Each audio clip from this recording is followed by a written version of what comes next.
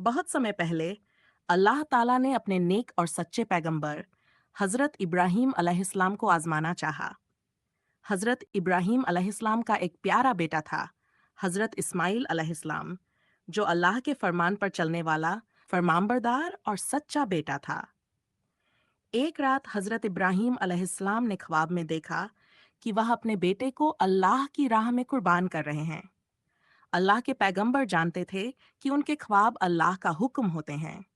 सुबह हुई तो उन्होंने अपने बेटे हजरत इस्माइल अलैहिस्सलाम से कहा, बेटा, मैंने ख्वाब में देखा है कि मैं तुम्हें अल्लाह के हुक्म से कुर्बान कर रहा हूँ।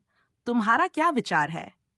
हजरत इस्माइल अलैहिस्सलाम ने बेझिझक और पूरे ईमान से जवाब दिया, अब्बा जान, जो हुक्म आपको अल्लाह की तरफ से मिला है उसे पूरा कीजिए। आप मुझे इंशा अल्लाह सब्र करने वालों में पाएंगे। हजरत इब्राहीम अलैहिस्सलाम अपने बेटे को लेकर मिना की वादी में पहुंचे।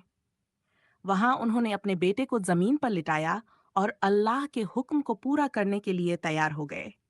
लेकिन जैसे ही उन्होंने कुर्बानी के लिए छुरी चलाई, अल्लाह ताला ने हजरत इस्माइल अलैहिस्सलाम को एक सफेद खूबसूरत दुम्बे से बदल दिया और फरिश्ते की जुबान से पुकार आई, ए इब्राहिम, तुमने अपना ख्वाब सच्चा कर दिखाया और अल्लाह की आजमाइश में कामयाब हो गए। यह अल्लाह की तरफ से एक बड़ी रहमत और इनाम था।